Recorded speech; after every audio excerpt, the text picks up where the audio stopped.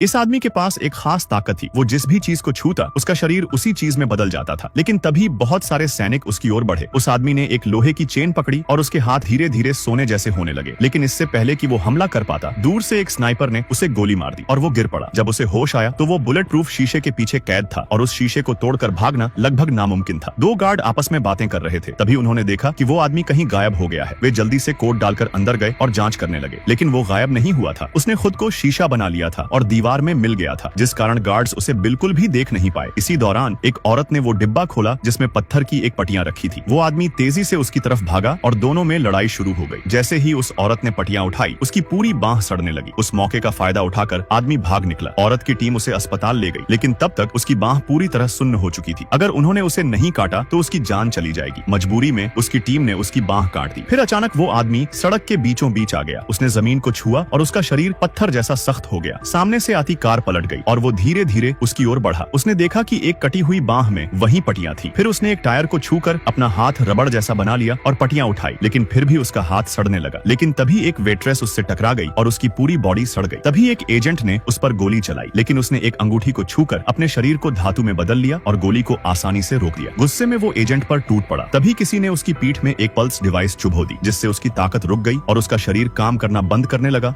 इन लोगों ने एक चूहे को पानी में डाला, लेकिन ये उसे डुबोकर मारने के लिए नहीं था, बल्कि इस पानी में सांस ली जा सकती थी, क्योंकि ये ऑक्सीजन युक्त फ्लोरोकार्बन इमल्शन था। शुरू में चूहे को थोड़ी तकलीफ हुई, लेकिन जैसे ही ये तरल उसके फेफड़ों में पहुंचा, वह धीरे धीरे पानी में सांस लेना सीख गया। भले ही यह थोड़ा कठिन हो, लेकिन साफ दिख रहा था कि चूहा अब भी ठीक है। 30 मिनट बाद भी चूहा जिंदा और चलने की हालत में था। दरअसल ये लोग इस तरल पर डीप सी डाइविंग के लिए रिसर्च कर रहे थे। यह फ्लूइड गोताखोरों को पानी के दबाव से बचाता है। आज जैक इसका इस्तेमाल 20,000 मीटर गहराई में समंदर के नीचे जाने के लिए करने वाला था। उसने अपने खास कॉन्टैक्ट लेंस पहने, जिससे आंखों को सुरक्षित रखा जा सके। फिर खास वेट सूट पहनकर फ्लोरोकार्बन इमल्शन इंजेक्ट किया। लेकिन जैसे चूहों के साथ हुआ, जैक को भी पहले थोड़ी परेशानी हुई, लेकिन जैसे जैसे तरल उसके फेफड़ों में जाता है, वो तुरंत खुद पर काबू कर लेता है। पर इस तरल की वजह से वह बोल नहीं सकता था। वो सिर्फ कीबोर्ड पर टाइप करके ही जानकारी दे सकता था। तभी उसने मैसेज किया कि हर किसी को ये अजीब एहसास जरूर आजमाना चाहिए। और अगले ही पल जैक पानी में कूदकर अपना मिशन शुरू करता है। उसे केमैन ट्रेंच में जाकर एक न्यूक्लियर बम ढूंढना और उसे डिफ्यूज करना था, क्योंकि वो 1 घंटे में फटने वाला है। जल्द ही उसने 4,800 फीट तक पहुंचकर वर्ल्ड रिकॉर्ड तोड़ दिया। वो काफी खुश हुआ और मजाक में कहा कि गिनीज बुक ऑफ रिकॉर्ड्स मेरे नाम लिखवाना चाहिए। लेकिन फिर चीजें अजीब होने लगी। जैसे ही वह 8,500 फीट तक पहुंचा, वो थोड़ा असहज महसूस करता है और कहता है कि उसके हाथ कांप रहे हैं। उसे अलर्ट रखने के लिए उसकी फीमेल साथी लगातार उसका हौसला बढ़ाती रही और अपने जज्बात बांटती रही। ये सुनते ही जैक का हौसला फिर से बढ़ गया और कहता है कि वह लौटकर एली से शादी करेगा। जिसके बाद जैक 16,000 फीट की गहराई में समंदर की तह तक पहुंच गया, जहां उसके डाइविंग इक्विपमेंट पर प्रेशर के चलते फट गए और उसका संपर्क ऊपर से टूट गया। एली अपने आंसुओं को रोकते हुए उसे लगातार हिम्मत देती रही, यह उम्मीद करते हुए कि जैक सुरक्षित लौटेगा। और जैक भी नाम के मुताबिक बहादुर निकला। वह एक जलती हुई लकड़ी से रास्ता रोशन करके चट्टानों के साथ और नीचे जाने लगा, लेकिन वहां इतना अंधेरा था